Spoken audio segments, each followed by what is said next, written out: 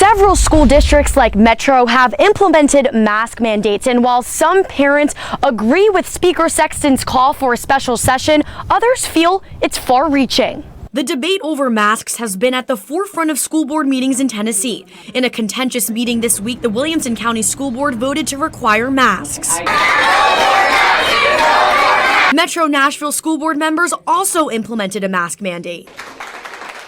I don't agree with it, especially for the last minute changes and the constant back and forth confusion. It just was such an amazing relief, not just for my family, of course, but for all of the families with children in the school. Now, House Speaker Cameron Sexton and more than 70 House Republicans are asking Governor Bill Lee for a special session to take on what they call misdirected COVID-19 mandates. Samantha Keogh took her daughter out of Metro schools after board members voted on the mask mandate. She feels the special session is a great idea. I think at the end of the day, it should be the parent's choice.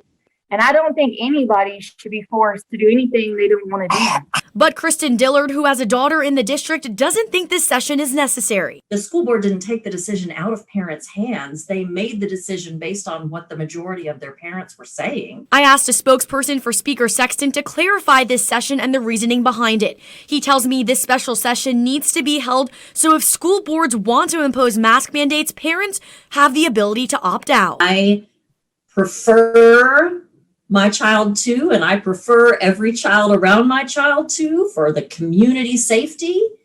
But I know that people with other points of view have reasons for their opinions, and they are valid reasons. But it doesn't mean that you get to make the decision for the district. But Keogh wants even more parents to stand with the speaker. I think that's a more important place for our tax money to go, because this is teetering on the line of our freedoms. Lawmakers also want to take on businesses that are requiring the COVID-19 vaccine. Here in Rutherford County, county leaders are very, very concerned about the uprising cases as far as COVID-19 is concerned. This is Stonecrest Medical Center here in Smyrna, where they continue to see people with COVID-19 here as well.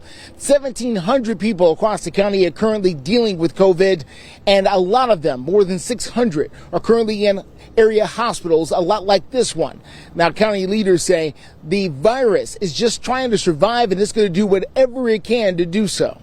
You need to understand that viruses live to change the way they approach us so that they can do what they want to do, which is infect us. So people are coming to me all the time and saying, I had this vaccine, the Johnson & Johnson. Am I protected? And the answer is yes. County health leaders expect that the numbers of COVID-19 cases will continue to rise over the next few weeks as more and more people go back to school, especially over at MTSU.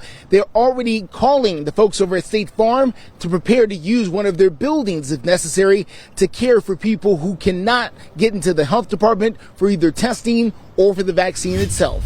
Healthcare workers are now taking to social media to share their experience inside these COVID-19 units, and it's not looking good as hospitals continue to fill up. This is not normal. None of this is normal. Those words come directly from Catherine Ivey on Twitter, an ICU nurse in Middle Tennessee. That feeling echoed from other medical experts treating COVID-19 patients right now. Dr. Katrina Green, an emergency physician in Nashville, says she can't find hospitals to transfer her sick COVID-19 patients. Dr. Brett Campbell, an ICU physician at St. Thomas West, says the rate of ICU patients over the last few weeks has outpaced the rate of increase previously in the pandemic. What I would love is for people to be able to see the things that I've seen over the last year.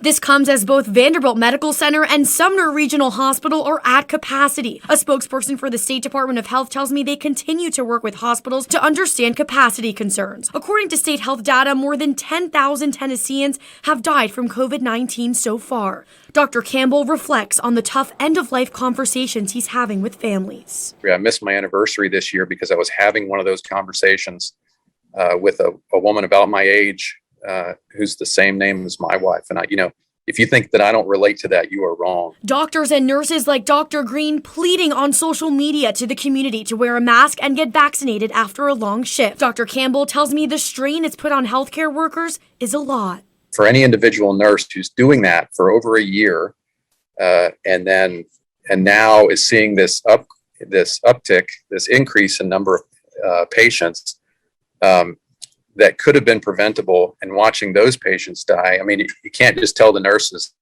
to not care about that. Did you ever think that you would be here again having concerns about hospital capacity? I would say that up until a few weeks ago, when we really started to see the rate at which Delta was spreading, I was more optimistic. Right now, less than half of Tennesseans have received at least one dose of the COVID-19 vaccine.